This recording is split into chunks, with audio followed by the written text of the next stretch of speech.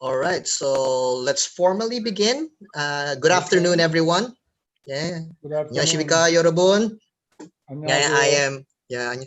I'm Eric Capistrano. I will be your moderator for today's session with the UPKRC and Seoul National University Asian Center Korea in Asia webinar. Now, today's topic will be all about the post-Corona-19 economic outlook in Asia-Pacific area issues and perspectives. So before we begin, let me first introduce the organizers and then afterwards our guest speaker for this afternoon. So the UPKRC or the UP Korea Research Center was launched in April 27, 2016, and it aims to provide Filipino scholars and researchers a venue for us to do a lot of opportunities to do Korean studies. UPKRC holds various academic and cultural activities for Filipino scholars and researchers and even professionals, and serves as a university-wide hub that will help promote and develop Korean studies in the country. You can also visit our Facebook page at facebook.com/UPKRC so that you can find more information on what we have been doing for the past 4 years since our inception back in April. So, and hopefully we'll see you in future activities of the KRC. Despite everything that's happening right now, we're still planning a couple of activities that we will be doing for this year.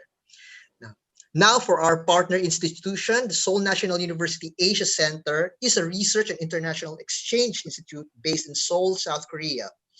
After launching in February of 2009, SNU AC has pursued its mission to be a global hub of Asian studies by integrating regional and thematic studies about Asia and the world. It has also laid a strong foundation for its mission through a wide range of supporting activities, fully engaging in building a network of Asian scholars and nurturing next generation academics. So for more updates and information on its activities, you can visit its website at snuac.snu.ac.kr. Okay, for the students who are also in our audience right now, this probably may be a venue for you to pursue graduate studies. They have a lot of scholarships available for foreigners. Okay, so those are the two centers. So we'd like to thank both the UPKRC and SNUAC for putting together this webinar on the economic outlook. Now, moving on, we are now it is my honor now to introduce our guest speaker for this afternoon, Professor Hakil Pyo. He's a professor emeritus from the Faculty of Economics from Seoul National University. He's also a visiting scholar of the Asian Center, Seoul National University, and has served as professor of international economics and econometrics at Seoul National University from 1981 to 2013. He has also been traveling a lot as a visiting professor, being part of the International Monetary Fund, Paul Nitz School of Advanced International Studies, Johns Hopkins University, and the Faculty of Economics at University of Tokyo. He has also lectured on Korean economy as a visiting professor at UCSD School of International Relations and Pacific Studies from 2006 to 2011. He's also been very active and very involved in a lot of economic policy making and economic activities, such as being a member of the Presidential Commission for Policy Planning during 1993 to 1996, the Director for Center of National Competitiveness at Seoul National University, and also Chairman of Asia KLEMS Committee during 2009 to 2013. His recent publications include contributions on productivity and economic development on Oxford Handbook of Productivity Analysis from the Oxford University Press in 2018, and has also served as the first presenter at Asia Productivity Organization hosted webinar on the economics of COVID-19 and its implication to productivity in the Asia Pacific region. Ladies and gentlemen, I'm turning over the floor now to Professor Hakil Pyo. Thank you for your kind introduction, Mr. Capistrano and Professor Capistrano.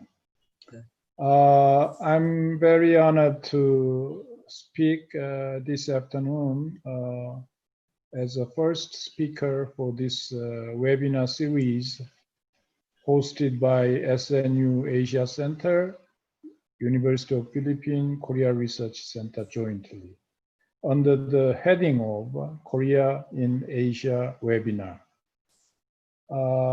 This afternoon, I will sort of sketch and outline the post-Corona-19 economic outlook in Asia-Pacific region. Particularly, I want to highlight some specific issues and perspectives so that we can share our common perspectives and analysis on the particular issues of our attention. Okay. The contents of my talk will be first, COVID-19 as a global pandemic, a new Asian contagion, and economics of COVID-19 pandemic as a catastrophe, and productivity shocks of COVID-19 pandemic, and related health policy and strategies, macroeconomic policy imperatives for Asia-Pacific region. Could the next normal emerge from Asia? That is a hot issue debated by many consulting international institutions and development institutions around the world. And lastly, productivity outlook in Asia-Pacific economies after COVID-19. And I will particularly highlight two aspects of the ongoing issue. One is, social unrest breaking out in the United States currently, a very serious issue because, as I will outline, United States and China, we like it or not, they are the two poles of world development. US has been main demand side country, main demand center for many secondary or tertiary products along the world, around the world, from Philippines, from South Korea, from Japan, from China, from European countries.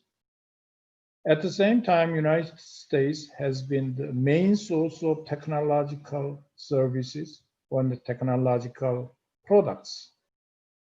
Apple phone, you have Facebook, you have Amazon.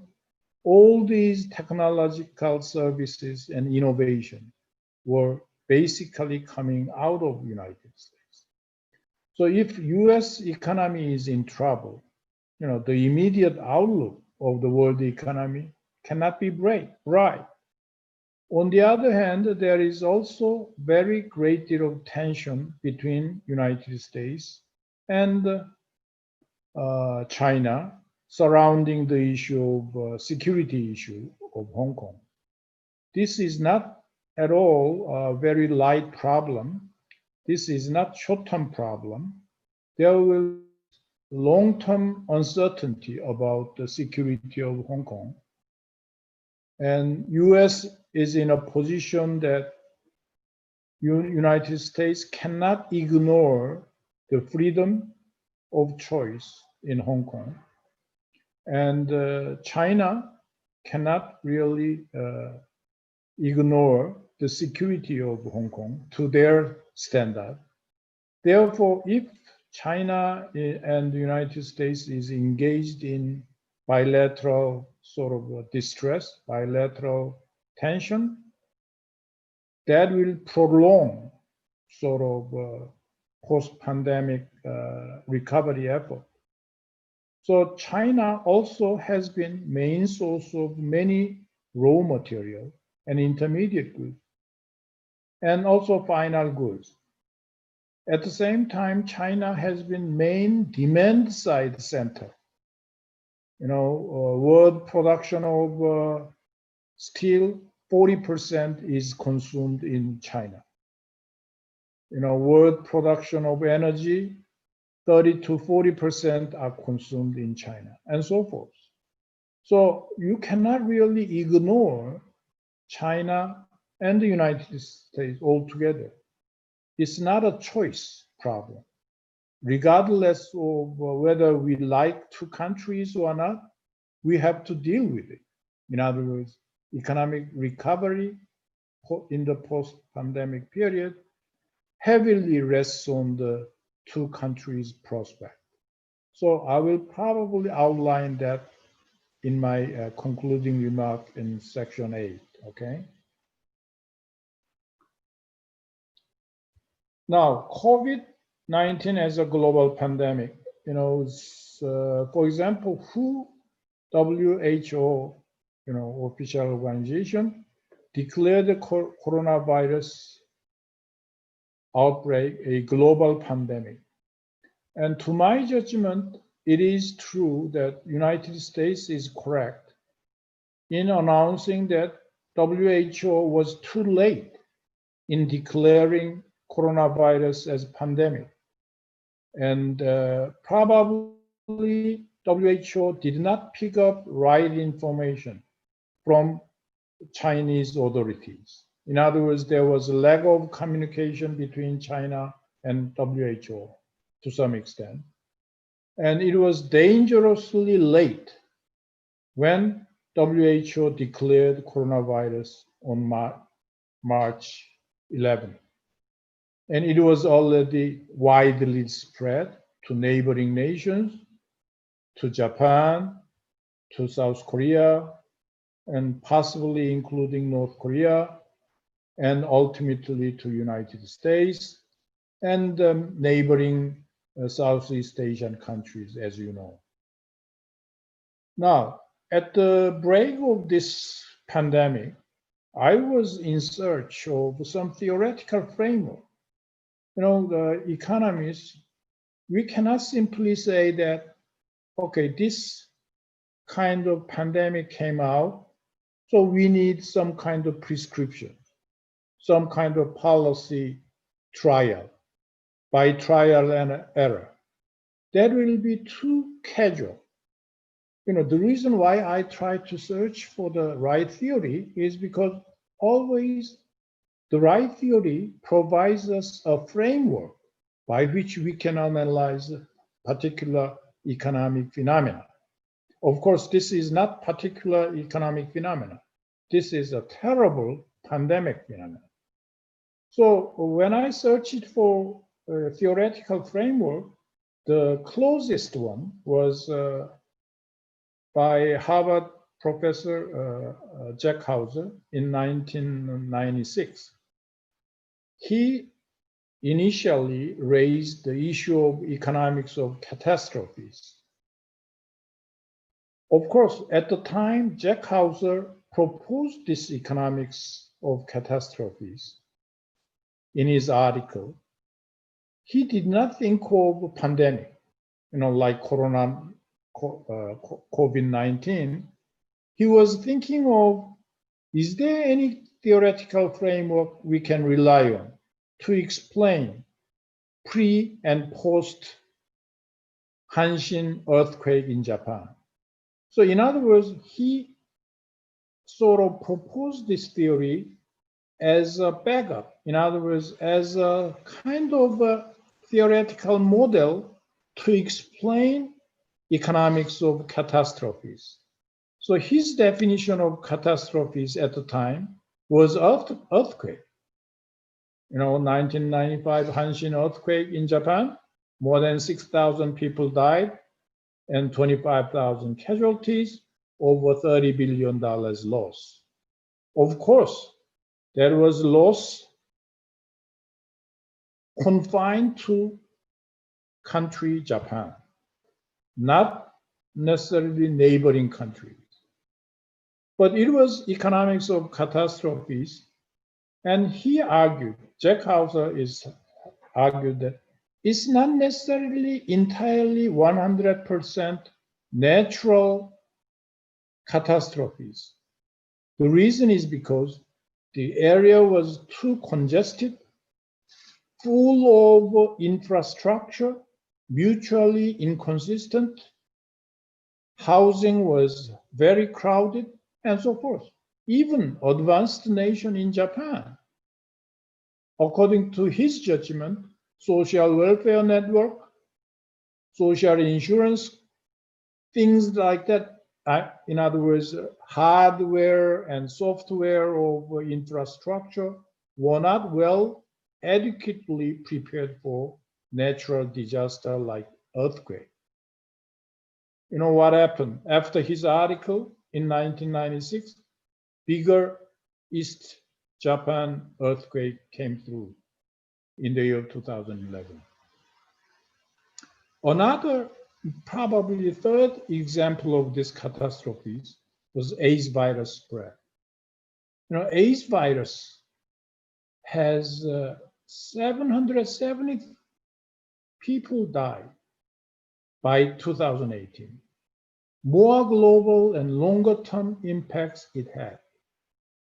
But even AIDS virus, even though a lot more people died over long period of time, AIDS virus is totally different from current pandemic, because AIDS virus was only spread to the people who were engaged in inappropriate sexual contact, for example. But this Corona-19 has nothing to do with inappropriate or appropriate contact. Almost without knowing the substance, people get infected. So, in other words, this economics of catastrophes are evolving itself into wider area, wider cases, for example. We thought that AIDS virus spread was the perfect example of catastrophes, but more than that, coronavirus is teaching us that there can be more than AIDS virus spread. And it is more explosive, it is more on contact, it is more without knowing the substance of the spread. So we are living in a terrible economics of catastrophes right now. That's the point. Coronavirus as a unique and explosive pandemic, I don't have to repeat. And explosive spread to non-specific mass, that's the important things. For example, AIDS virus was a specific mass, spread to specific people. But coronavirus pandemic is explosive spread to non-specific mass. That's the difference, okay? It looks like Spanish influenza in 1918, which lasted until May 1919, with 3 consecutive explosions. So that's why so many epidemiologists, in other words, the specialists of this virus, are afraid of second, third breakout, like following Spanish influenza in 1918 example. That's why so many, according to New York Times article, the more people, the more experts who knows about this virus are more afraid because they know the substance of the virus. That's the New York Times comment. And this is a very, annoying situation for all of us. To my judgment, developing economies face higher risks in densely populated, particularly South and Southeast Asia. Philippines is rather kind of remote, located as big assembled islands. So maybe if you really shut the door, international border, airports, ports, maybe you can make the spread locally only possible. In other words, you can limit the spread within the country. But other than Philippines, for example, Vietnam, Southeast Asia along the Vietnam and the Thailand, that area, Southeast Asia, are all connected to some extent. So developing economies, particularly in South and Southeast Asia, are really should be afraid of this spread. In addition, as we all know, this area, we have a much lower health system capacity. People have less possibility to wash hands with soap. They are not used to it. Economic structures are more exposed to the world trade cycle, dependent on advanced economies, demand, and more vulnerable to the crisis. For example, when US estimated flight reduction, largest affected area, it was Asia Pacific. Flight was reduced by 98% at the beginning of outbreak of this pandemic. Far less access to the internet and therefore far more disruptions from working at home. For example, Paulo has mentioned the inevitable use of public transportation in Manila and other cities of the Philippines. And because you cannot really substitute public transportation for other means of transportation. So it is more likely to have a spread of this pandemic. After China, COVID-19 spread to Korea and Japan, with higher medical capacity causing concerns in Indonesia, Bangladesh, India, and Vietnam, Thailand, other Southeast Asian economies, where medical capacity are much lower. So that's why, as I will emphasize, flattening the infection curve is very important, because if you have a concentrated spread case, infected people go over the limitation of your capacity, country's capacity to handle infected, then it's just explosive case. Too many people will die. All right. So, for example, in the United States, I think the current problem is that a lot of infected patients don't go to hospital because hospitalization is like killing themselves, too costly to them. So they are so afraid of hospital costs, they never attempt to go to a hospital. So what happens is that actually who have a virus, who got infected, could not be treated adequately. In other words, actual infected people outnumbers the insured capacity. Let me note that it is not just medical capacity. The medical capacity which can handle insurance policy. So that's exactly what is happening in the United States. So, for example, top 20 countries COVID-19 case in the world, most recent statistics, you see, of course, for example, Brazil, compared to Brazil, US total confirmed case about 4 times, and the total death also about 4 times.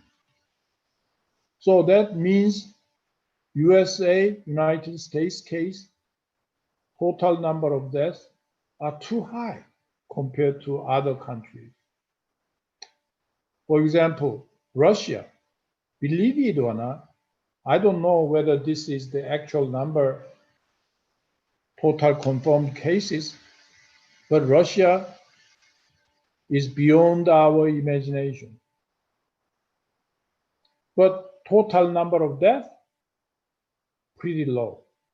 So this shows that, for example, Italy, Spain, and United Kingdom, surprisingly very high.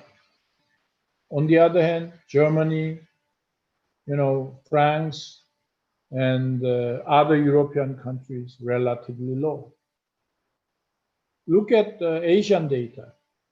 For example, China, which is the country which is believed to be the origin of this pandemic, COVID-19,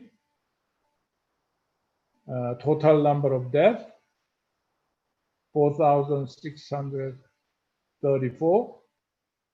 And a lot of people do not believe this statistic.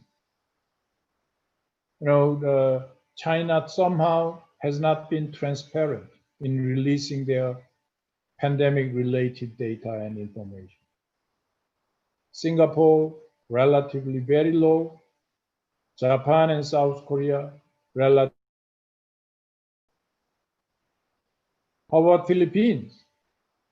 Philippines has been modest and to some extent has kept somewhat below the standard level of number of deaths.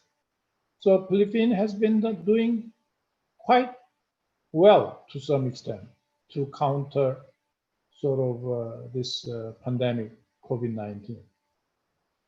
But look at some other countries like Taiwan, Vietnam, Myanmar, almost zero.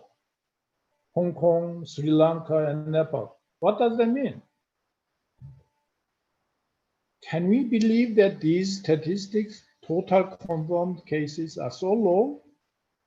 We can understand that Bhutan case, total confirmed case could be very low because the country is such a remote place. But we cannot believe in like Taiwan, Vietnam, Myanmar, these countries, total confirmed cases, we really do not know. Okay? So, what is the economics or macroeconomic impacts of COVID-19 pandemic? As you know, the first thing to note is oil markets almost collapsed. Why?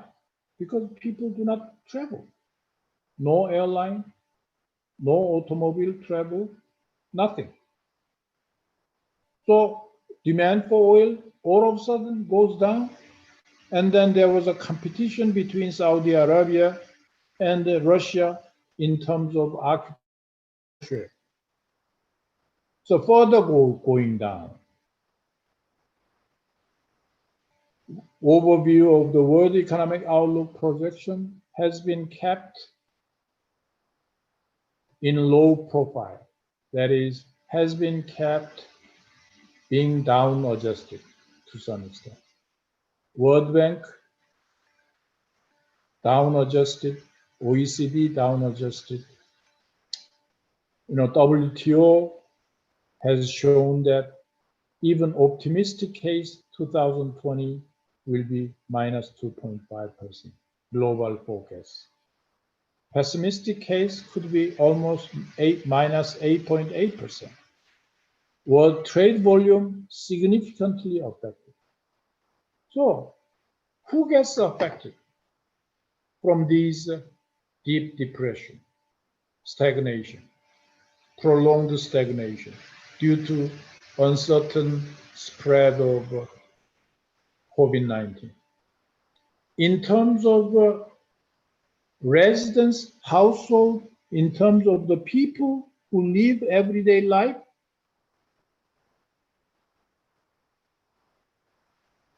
the price and the sacrifice falls upon lower income groups, because they are the people who will lose jobs first time.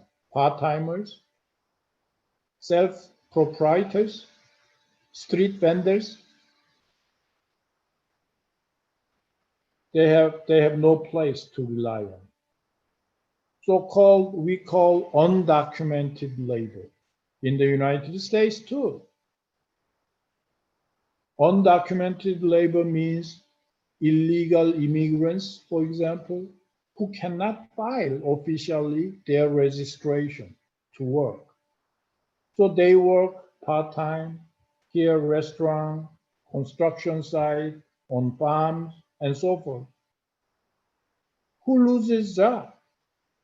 Then they cannot even claim for unemployment insurance. They cannot file because they are undocumented labor. What does that mean? Real GDP growth rate declining, world trade volume declining. Who suffers most? Developing nations. So, according to a recent report, a lot of countries will go for virtually bankruptcy because they have borrowed so much money from international investors. Why?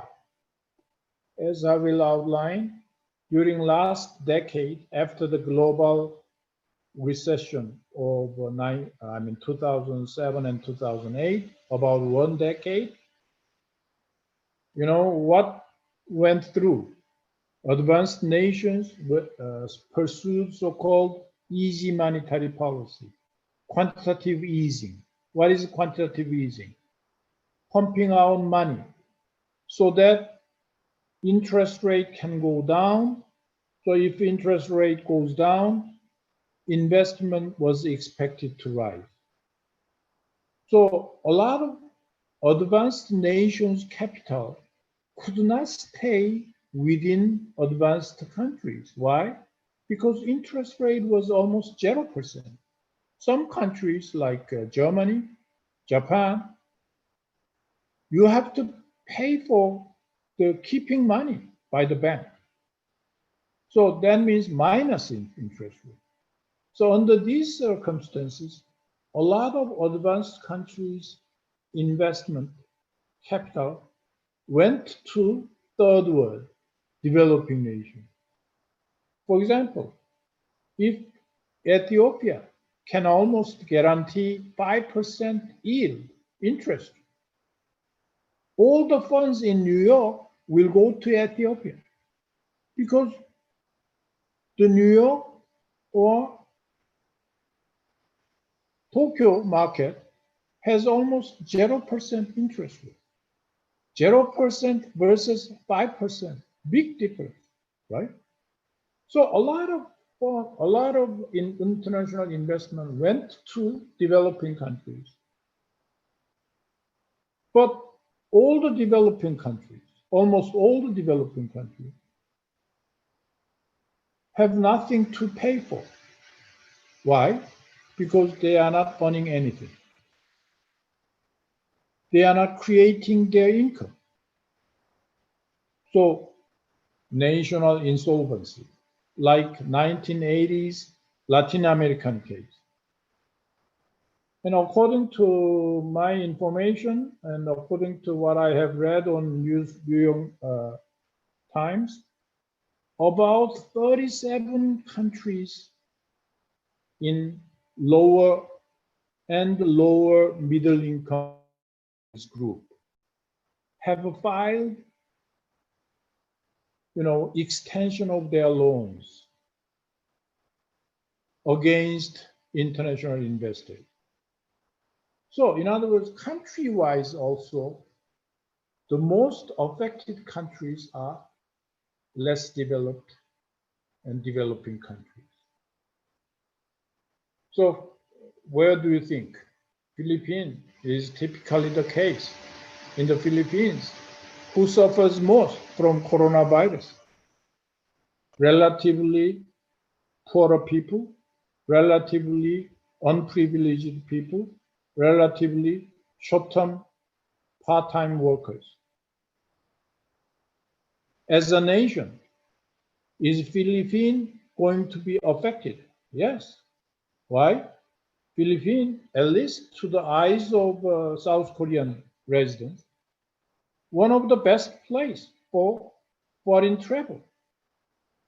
Philippine people are very kind, and recently they have noticed that there was a once security issue, but security has been somewhat strengthened. So there, before coronavirus, I saw a lot of Korean travelers going to Philippines. Where are they going? There is almost no complete shutdown between two countries in terms of travel exchange. So a lot of travel money, service income from Philippines expected from Japan, from Korea, Taiwan are gone. Then how can Philippines pay for international investment, principal and interest income? So that's a very thorny issue, but that's a very realistic issue. In addition, COVID-19 impacts on unemployment and finances. And ILO, UBS, and for example, UBS predicting that unemployment in US can reach 12.6%, and $950 billion of mortgage loan can be defaulted because unemployment is linked to ultimately not being able to pay for mortgage loan.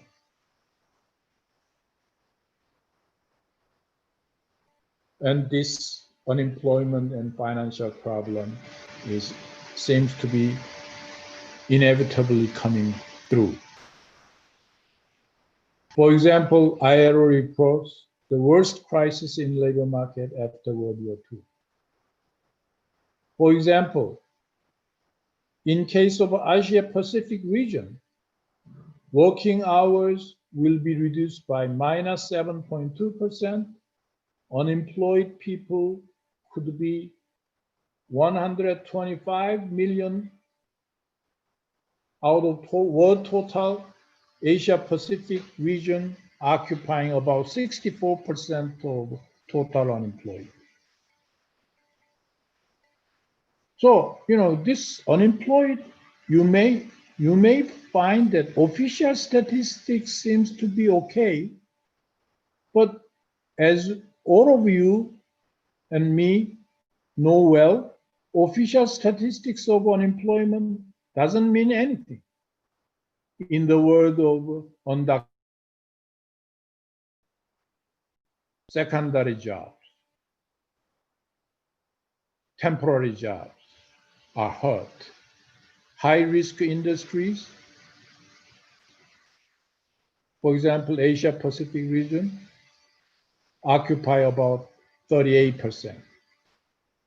So 4 industries out of 10 industries, 4 out of 10 are very high-risk industries, meaning that tourist industry, travel industry, and all service-related industry, things like that. So this is a little bit outdated debate, but there has been basically 2 schools of economists. One side very pessimistic about outlook. The other side was very relatively optimistic, calling for attention for relatively quick recovery.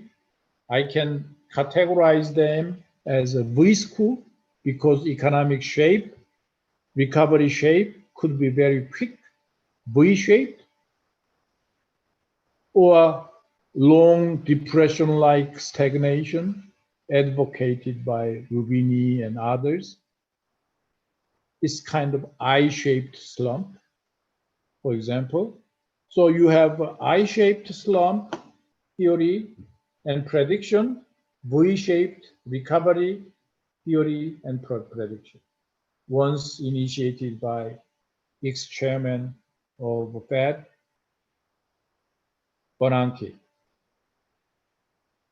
But as it involves right now is kind of more in the middle of the road. In other words, they are advocating that to prevent this long depression under the heading of we may live, but the economy will die. What happens if we live without the economy? If economy dies, we all die, de facto. So that's kind of a theoretical argument and prediction headed by Paul Romer and Garber, these people. And following that kind of theoretical conjecture, we call this as a Swedish model. Swedish model is like Philippines right now, South Korea right now, moving from relatively quickly from complete lockdown to partial lockdown. And Sweden has been long advocate of partial lockdown. They allow 3 or 4 people having tea at a cafe, having drink, having restaurant, but not complete lockdown. Okay. So I think United States is also very quickly moving that partial lockdown right now. So my conclusion is the global spread of COVID-19 is faster and wider and persistent with no immediate outlook of slowdown. So L-shaped persistent recession and prolonged recovery is more likely. That was my conclusion as of last April. And that conclusion I cannot change. Okay. And what happened is the following story. I will show you just chart. It goes through COVID-19 pandemic, economic impact, goes through roughly 4th stage. 4 stages over. For example, here, it's like the first chart is as economics students, you know that aggregate demand and aggregate supply, all of a sudden aggregate supply shifts up and quantity is reduced, meaning that GDP is reduced. How? For example, at the time last March, several factories in China owned by Korean firms were shut down. They could not have their employees work on the workshop site because it was so dangerous. China completely shut down the factories. So some of the car makers, automakers in South Korea, Kia and Hyundai, could not supply their parts and components from China. So Korea had to shut down de facto 1 or 2 automobile assembly plants. So this is the first stage. What is second stage? The people who got fired in those subsidiary factories, they cannot have any money to buy grocery. They don't have money to pay mortgage. They cannot have money to pay for mobile phone. They cannot afford sending their children to school. So aggregate demand first. That's the second stage. Okay, if aggregate demand falls, then most of the people are so afraid of pandemic. They don't want to go to work. And a lot of jobs are to be cut. So further aggregate demand shock is coming in final stage. So that it has been going through. In other words, this pandemic, COVID-19, as I illustrate here by diagram, affects both supply and demand. So the contractionary process. Look at this last graph. We started from Q all the way down to Q triple prime. So continuous demand cut, supply cut over 4 different stages makes aggregate GDP really completely falling down. Okay. And as a consequence, as I hinted, it is going to rise in income inequality and economic depression. Many small business which rely on cash flow, many mortgages, renters, little cash on hands, to large drop in demand. Force firms to close and cut off workforce, first part-timers and then full-time. That is what's happening. What's happening in the United States? Lower skilled work, paid jobs, cannot work at home. Income inequality will rise. Construction workers cannot work on computer. Restaurant workers cannot work on computer. Low-paid jobs, seasonal farmers, undocumented workers cannot work at home. So income inequality will rise. Economy falls into a depressing loop of productivity shock. Health policy, I will almost skip. You know better than myself, but what we have learned throughout this terrible experience of COVID-19 spread. South Korea was very lucky to have almost national medical insurance. The South Korea's national medical insurance system, the more you earn, you are supposed to pay higher medical insurance fee. So it's more poor people. But we really did not appreciate that national insurance system, medical insurance system, up until Corona-19 break out. Then a lot of doctors, a lot of patients who used to complain about national insurance policy realized the benefits of national insurance policy is a great deal. In other words, it's a very important social safety network. And I think at some point, Philippines will have to save for national insurance, medical insurance system. The basic idea is that the more income you make, the more money you have to put in national medical insurance so that you can be covered. Poorer people still has to pay a little money, but no payment is acceptable. So this national medical insurance system really was the main driving force to have a social safety network working in South Korean case.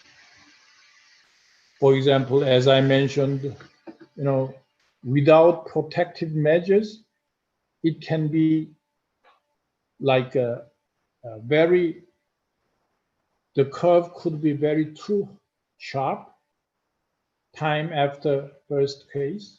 For example, that's what I meant, that in the United States, as this red line curve really skyrocketing. Insured, national insurance, insured patients were not that many. So that means healthcare system capacity was very low. Therefore, extraordinarily, a lot of people had to die because they couldn't go to the hospital. Okay, so we realized that self-isolation and social distancing, reducing workers and default on loans, all these are important economic costs of suppression strategy. Okay. And other macroeconomic policy imperative to Asia Pacific region, for example, United States, European Union, and according to my information, Japan was one of the advanced nations which has invested in fiscal affairs, in other words, budget deficit. Roughly about 30% of their GDP was going to be invested and spread to tackle this coronavirus. United States about 15%, South Korea about 12%, Germany about 20%, for example. So this fiscal stimulus, fiscal cash bonus, fiscal expenditure seems to be imperative for many Asia Pacific region. And again, I do not know in detail about the Philippines fiscal situation, but the Philippine government must keep Philippines economy afloat. One way is to expand their government expenditure to take care of socially troubled workforce, trying to accommodate subsidy to transportation, subsidy to energy, subsidy for food, something Philippine government has to do. Could the next normal emerge from Asia? There has been talk, like Economies and McKinsey was arguing that, for example, Japanese automakers and Korean electronics firms may shift supply network from China to other Asian regions. This is kind of next normal, Asian normal they are talking about. But I don't think we will see a lot of exit of Japanese automakers or Korean electronics, Korean automakers necessarily from China to other Asian regions. The reason is because they originally invested in China not as a supplier. They invested China as a captive demand. In other words, Korean automakers had big Chinese demand for cars, domestic demand, domestic market side. That's why they invested, rather than supplier of components and parts. So, of course, support, their activity probably is related to supply of components and parts, but more importantly, huge size of China as a demand. And that is the reason why I personally predict this exit from China to other Southeast Asian countries will not be that accelerated. And there is a talk that a lot of US firms may get out of China, go nearby Mexico or Latin America. and ultimately to be assembled in the United States. They call this phenomena as reshoring or exiting firms from mainland China to United States or other regions. There could be some temporary exit, but not really permanent exit, I focus. So, productivity outlook in Asia Pacific economies after COVID-19 is very gloomy. As I outlined, for example, interesting countries like China, for example, per capita gross national income is not moving that much from $8,700 to about $8,900.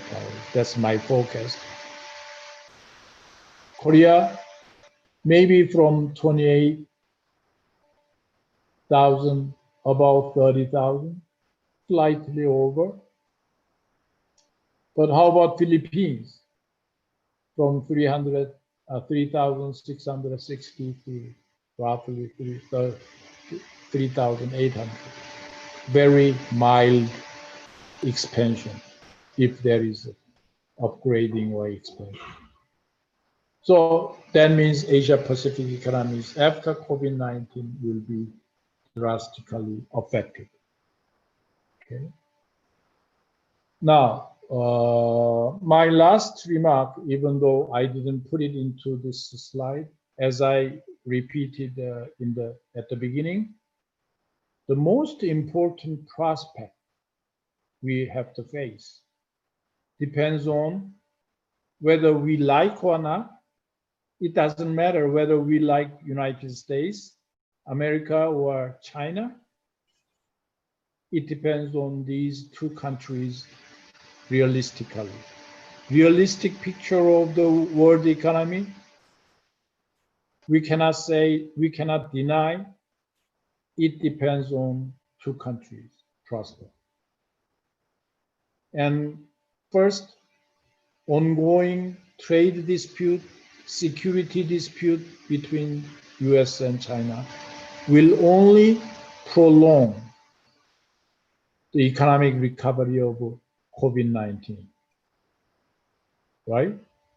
And you and me know that. So I'm hoping at least up until November presidential election, President Trump cannot really change the position, I think. That means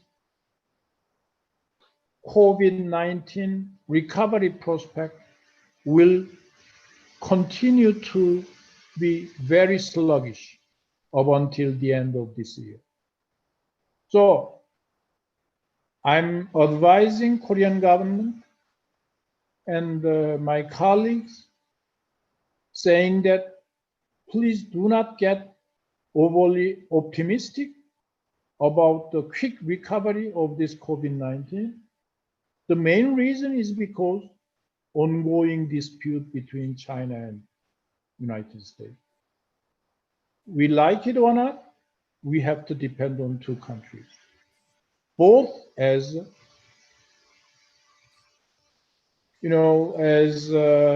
IT products and services, demand and supply coming from United States.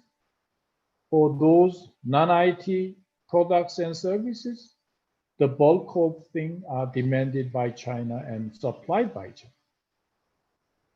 So the whole economy, world economy, rests on two nations.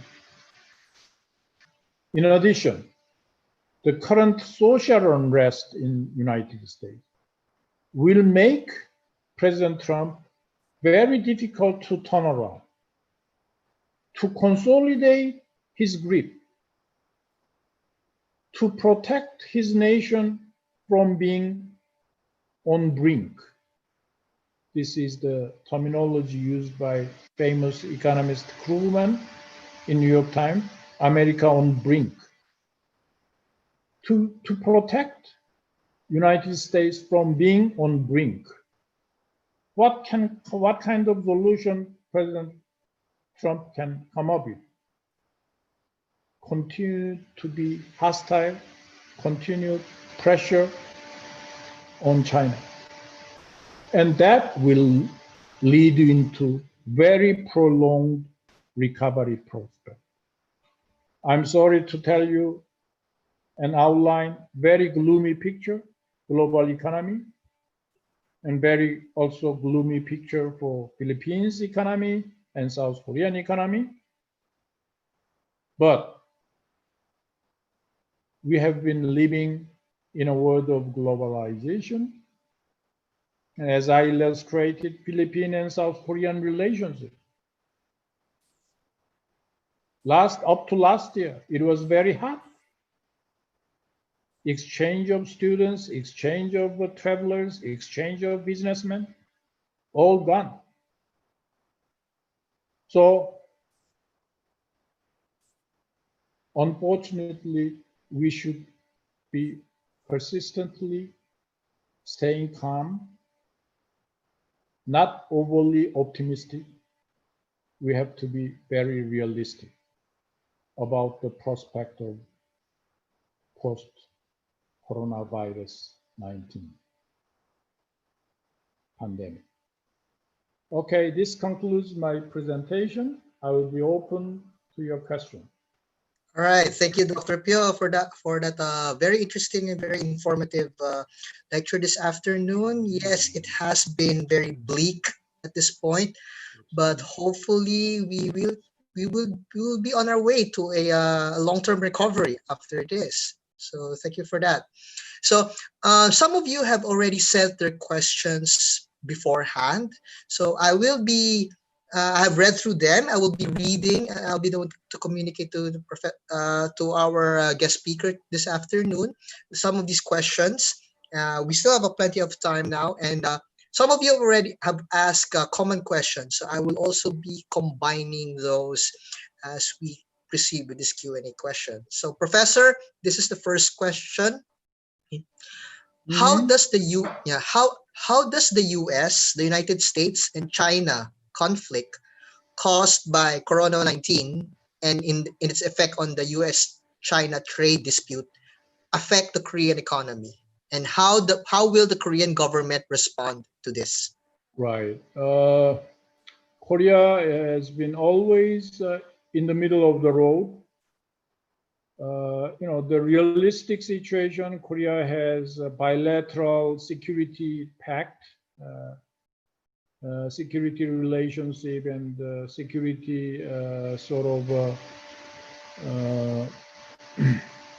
almost permanent bilateral security pact signed between United States and Korea. So in terms of security issue, Korea, South Korea cannot have any second opinion or third opinion. But at the same time, China has been very formidable economic partner during last 2 decades, for example, at least. China has been main importer of the Korean products. At the same time, China has provided a lot of food and other agricultural products and so forth, intermediate goods to South Korea. So we cannot really we cannot get out of the relationship between China and South Korea. So therefore, this bilateral sort of trade dispute between United States and China is always becoming thorny issue, very difficult issue to handle. That's why very conservative, at times unclear decision making to some extent to satisfy both parties, both United States and China, which is almost impossible to happen.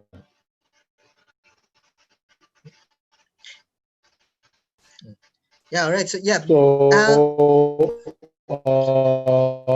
that tension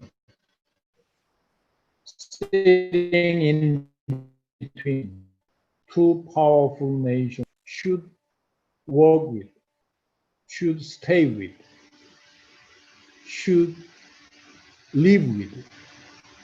There are no other alternative because we cannot really forget about one party over. We cannot forget about China and line up completely with the United States. We cannot do that economically. We cannot side with China completely, forgetting about United States. We cannot do that either, economically and militarily, security-wise. So your question is correct.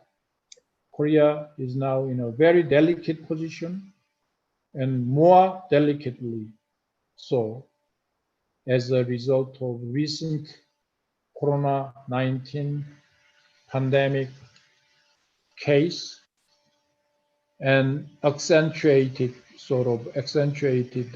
struggle and conflict between China and the United States. Thank you, Paulo. All right. Okay, so I hope that answers your question completely. Right. So yeah, we'll proceed to our next question. Multiple people have sent this question in, so I will be summarizing them and into a couple of questions. So this is all about the tourism aspect for South Korea, because as we've known, a significant portion of the South Korean GDP has been attributed to tourism. So the questions here are, what do you think would be the next steps as far as managing the tourism in Korea from foreigners and locals is concerned, and what and also what could probably be the safest regions or cities that would be safe, would be the ones who would be safe initially bring in tourists once everything settles down? Unfortunately, we have very little certainty regarding the tourism recovery. As you know, there are two major airlines in Korea. Both are troubled. Both airlines are subsidized by the government for the time being because of 90% reduction in the travel demand. I think the same will happen to the Philippines, and the outlook for the recovery will depend on how much second burden or third burden of epidemic proliferation. In other words, how much pandemic spread will prolong and how long it will last. So it's very, very unpredictable. But I think still, even that tourism, we have to allow some partial lockdown. That is, at least the nations involved in Southeast Asia, we have to allow businessmen to travel relatively freely. In other words, allowing them to be partial lockdown sort of travelers. Okay, and start from there, and then regular travelers. If, for example, Philippine and Korean government mutually, it should be almost like bilateral talk, bilateral management of partial lockdown, in the sense that if Philippines is safe having Korean travelers, if that is Philippine government judgment. On the other hand, if South Korean government judgment is also having some legal immigrant workers from Philippines also safe, then we should allow partial lockdown. But right now, we are not moving that way. See, we are almost at complete lockdown situation because domestic situation is very tense. I think the same is true in Philippines. You cannot think of partial travel allowing for travels. Okay, so it all depends on the outlook for spread of this corona-19. Thank you. Thank you. Yes, probably as a follow-up question, just to broaden it a bit more, because last year, no, this was a couple of years ago, when President Moon Jae-in announced a new Southern policy as a means to strengthen relations, especially with Southeast Asia. What specifically aspects of this new Southern policy have been severely affected by this pandemic? And Yeah, do you think South Korea can still recover from it and right. continue to push forward That's a very good with the question. policy? And yeah, actually, there has been institutional framework that South Korea and Japan probably joining Southeast Asia and Asia Pacific Rim and trying to cooperate and mutually exchange further tourism and also a lot of business contact and activities. And somehow, even if the declaration was everywhere, the effective means of bilateral or multilateral trade contacts between Japan and Korea and Southeast Asia as an entire region has not been that impressive, somewhat lagging behind the schedule. But I think President Moon is well aware of this, relatively limited context, business context, travel context, and so forth between South Korea and the rest of Southeast Asian economies. So he was taking some kind of initiative to somewhat more institutionally back up the mutual sort of exchange. And we thought that as an Asia Center, visiting scholar at Asia Center at Seoul National University, I have had the occasion to visit Indonesia. I have had the occasion to visit Thailand and Vietnam and so forth, and even Philippines. I realized that that there has to be a lot of other aspects of exchange, like cultural exchange, travel exchange, non-economic matters. Really, economic contact can be enhanced when you have non-economic objectives are fulfilled. For example, educational exchange, cultural exchange, and things like that. So many people knew about the very, difference between South Korea or North Korea and Southeast Asia as the entire region. To understand, fully appreciate Southeast Asian culture as a region was a big task. So I think President Moon's initiative was to initiate not only economic context, but also non-economic context, deepening our relationship and our mutual exchange. Unfortunately, timing was a little bit too late because of this Corona-19. Almost everything was stopped, almost, as you know, since last February or March. For example, a lot of tourists from South Korea went to Bangladesh, as far as Bangladesh or Vietnam and Thailand, Indonesia, and Philippines to escape from harsh winter. But from last January, February, that demand for travel into Southeast Asia were all gone. So it was very unfortunate that President Moon's initiative somewhat was halted by this terrible pandemic.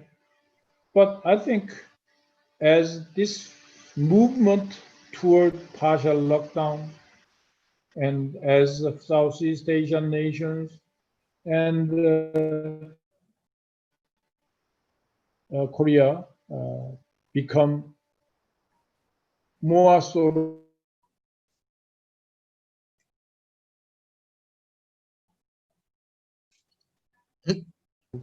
step by step, then probably that initiative will have momentum.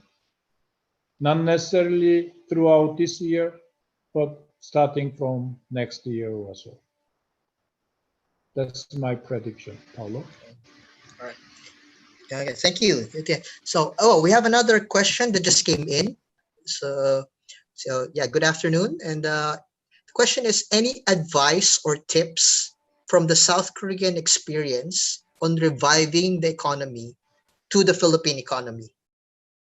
Like, if you can give any advice to our own government officials based on how South Korea has been moving forward, what advice can you give to them? Yep. Well, the best advice that I can afford giving you is the importance of national insurance system, medical insurance system, and social safety network. That, Asia is different from Europe, is different from Latin America. We value more heavily on the family relationship and social trust. So-called, the keyword was invented by Francis Fukuyama.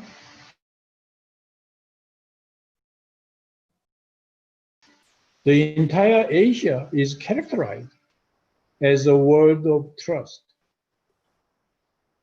That trust is not only private trust between you and me, but also the trust between you and your government. So if Asian people lose trust in their government, that's the end. There cannot be any recovery. There cannot be any effective policy. So one way of building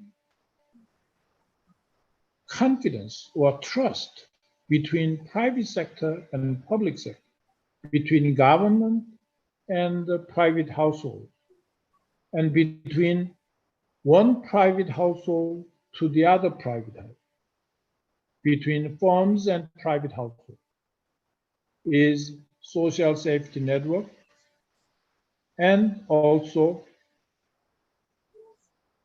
social medical insurance company, insurance.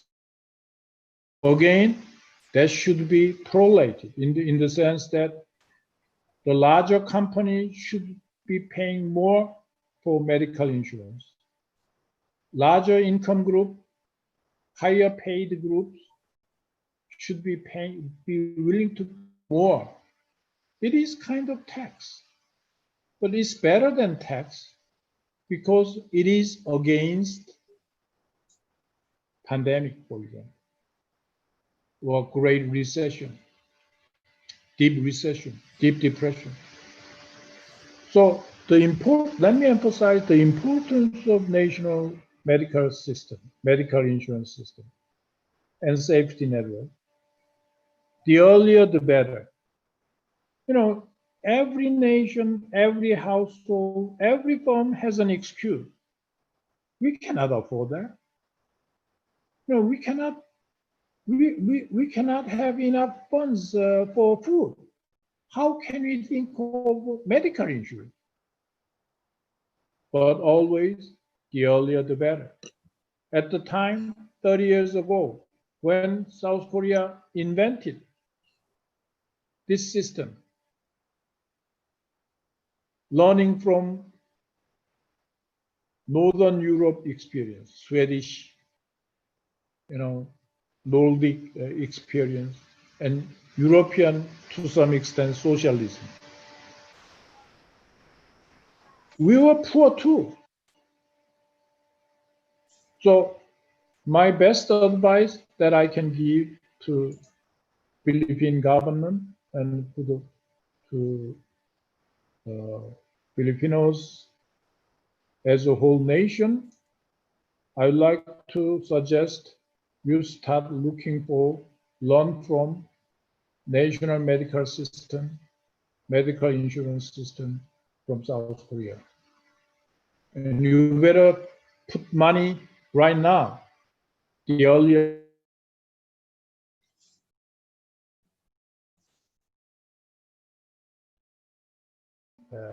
way of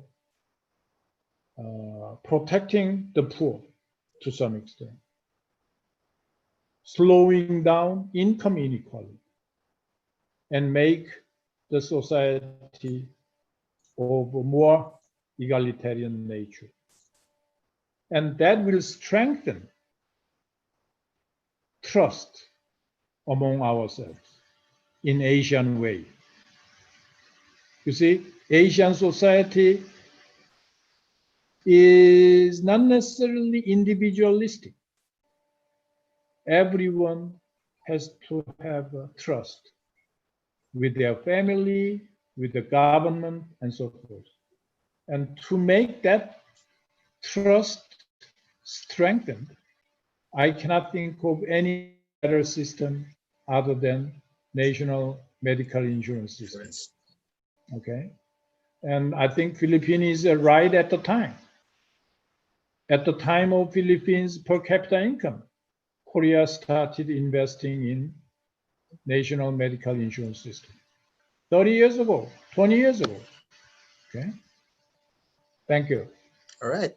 Yeah. So one final question, because I'm controlling for time here. So, Will, this already touched on a little bit a while ago, but and I'll probably also broaden it a bit. But final question is that what were the specific changes that happened in South Korea during this pandemic, and are we also seeing these kinds of changes all around the world as we try to cope with post pandemic, entering a post pandemic stage, looking forward? Okay, so could you repeat again? Sorry, I Yeah. didn't. So I all right. didn't hear you clearly. All right. So I'll repeat it again. What were the specific changes that you've seen in South Korea that occurred throughout this pandemic? Right. A very And good question. and are you also seeing these kinds of changes all around the world? Right. I think one of the most important and remarkable byproduct effect we really did not appreciate for our system until this pandemic. For example, national medical insurance system. There were a lot of complaints because by the doctors, for example, medical doctors, they thought that medical insurance system are not paying enough salaries for their service because everyone is charging on medical insurance system. They are not getting paid market price of their service, for example. We've been hearing that a lot. But as I explained, Paulo, what is social trust? the only asset left over when this pandemic went through the entire city and nation. What is left over is our health is not necessarily depend on my investment. Our health is affected by safety network, social insurance system, medical insurance system. We realize if my colleagues, my friends, my relatives are not positive in getting tests from different places, if they are not positive in getting medical services, if necessary, then that decision affects my health. So I think a lot of Koreans realize how important national medical insurance system it is in the world of globalizing pandemic. So this is this kind of national lesson, citizens' lesson we learned from. And that's why I am emphasizing that even in the Philippines, even if income is very low and everything is really not really good timing, but you should think of start investing national medical insurance system, whereby the richer pay more, the large firms pay more, the poorer pay less. This is social trust, the very value that all Asians should share. Okay? Thank you. All right, thank you. So, and I would like to thank our audience for their questions. And again, we'll give a virtual hand for Professor Pio, for a very wonderful and a very informative and an eye-opening insight on what can we do to move forward. Despite the fact that everything's bleak, but we have learned a lot. We are learning a lot from this pandemic, and hopefully, we can also stay strong and keep our heads down and try to work something out despite all of the difficulties that we are facing right now, and we will be facing in the future, at least in the immediate future. So again, thank you very much, Professor, for a very insightful talk this afternoon. So for our audience, for the information of our audience, this is only the beginning of the webinar series that the Korea Research Center and the SNU Asian Center are organizing next week. Next week, same time, and that will be on June 12th, which is incidentally Philippines Independence Day. We will be having another session, and the title will be Middle Power Diplomacy in World Politics, A Case of Korea by Jean Magdalena So. So she's a visiting scholar at SNU AC and a former assistant secretary to the president for climate and environment of the Republic of Korea. So that will be next week. So if you want to be reminded of that event, please make sure to like our Facebook page at facebook.com/UPKRC or send us an email to pkrc@up.edu.ph. So that basically ends our today's session. I hope you did have an insightful and learning time this afternoon. So on behalf of the UPKRC and SNU AC, this is Eric Capistrano, your moderator. Good afternoon. Have a nice day. Stay safe, everybody. Annyeong.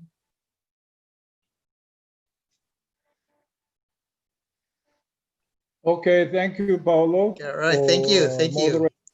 This seemingly very good opportunity, and I enjoyed it. And thank you for sharing with us. Thank you. Thank you, thank you, thank you so much, Professor. And hopefully, we'll be I can get the chance to. We will have an opportunity to meet you in person. Uh, that would definitely be so much better.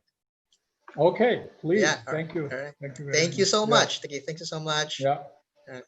See you soon. 안녕하세요. Yeah. Thank you. 네, 감사합니다. Bye now. 감사합니다. 안녕히 계세요.